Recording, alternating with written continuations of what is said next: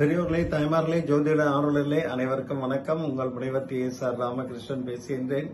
இன்னைக்கு ஜாதகம் சொந்தமான ஒரு பதிவு தான். சாமுத்திரிகா லட்சணம் கூட வச்சுக்கலாம். பொதுவா சில பேர்லாம் பாத்தீங்கன்னா சிரித்த முகமாக இருக்கின்றார்கள். அந்த முகம் சிரிப்பாக இருப்பதற்கு என்ன கோள்கள் காரணம் என்ற விவரங்களை இன்னைக்கு தெரிந்து கொள்ளலாம்.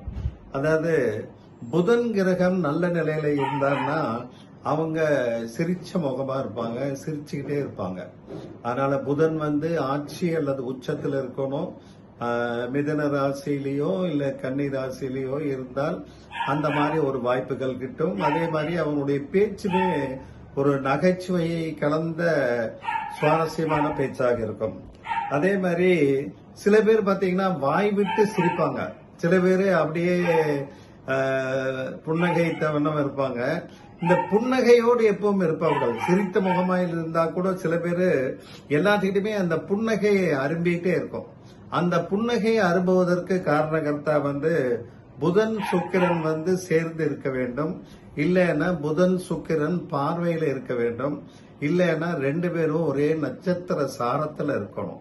அதே ஒன்னா புதனுடைய சாரத்திலேயோ அல்லது சுக்கிரனுடைய சாரத்திலேயோ இருந்தால் அந்த மாதிரி புன்னகையோடு இருக்கக்கூடிய சிரித்த முகமாக இருப்பார்கள். சில பேர் பாத்தீங்கன்னா வாய் விட்டு சிரிப்பாங்க. சிரிச்சாங்கன்னா அடுத்த வீதி கூட அந்த சிரிப்பினுடைய சத்தம் கேட்கும். அந்த அளவுக்கு வாய் விட்டு சிரிப்பாங்க. அதுக்கு புதனும் குருவும் சேர்ந்து இருக்க வேண்டும்.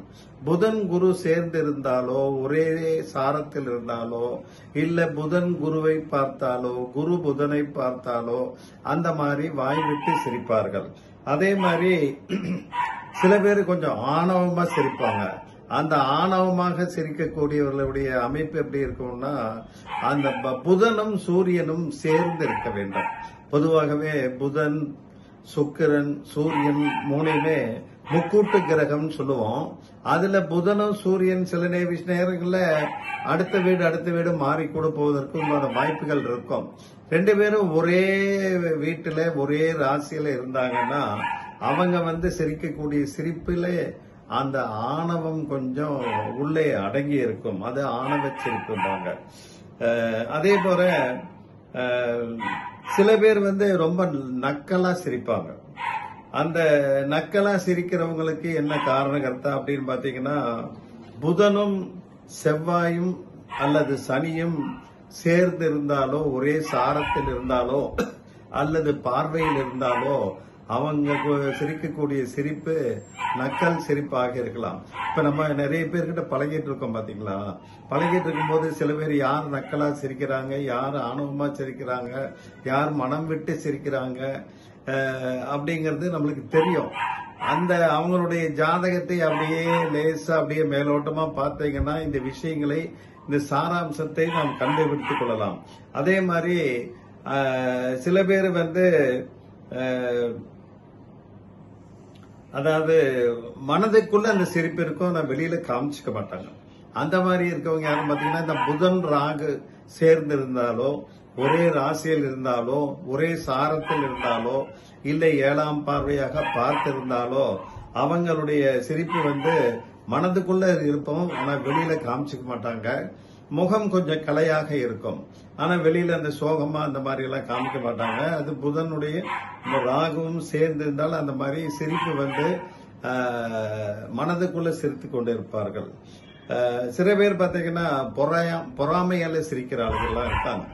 பொறாமையில இவனுக்கு இப்படி ஒரு வாழ்க்கை வந்துருச்சுட்டு அதை வெளியில சொல்ல முடியாது. அதனால அத லேசா அந்த சிரிப்பிலேயே அந்த பொறாமையினுடைய குணம் தெரியும். அது புதன் கேது ரெண்டு பேரும் சம்பந்தப்பட்டிருந்தார்கள். அவங்க பொறாமையால் வரக்கூடிய சிரிப்பை நாம் எளிதாக புரிந்து கொள்ளலாம். ஆக ஒவ்வொருவருடைய சிரிப்பிற்கும் எந்தெந்த கோள்கள் சம்பந்தப்பட்டிருக்குன்னு தெரிஞ்சிட்டோம் அப்படின்னா நம்மளுக்கு ஒரு வகையில நல்லா. சில பேர் ரொம்ப மூடா இருப்பாங்க. அதாவது பேசவே மாட்டாங்க, இல்ல சிரிக்கவே மாட்டாங்க. அவங்க எல்லாம் புதன் ஒன்னா நீச்சம் மீனராசியில போய் உட்கார்ந்துருப்பாரு.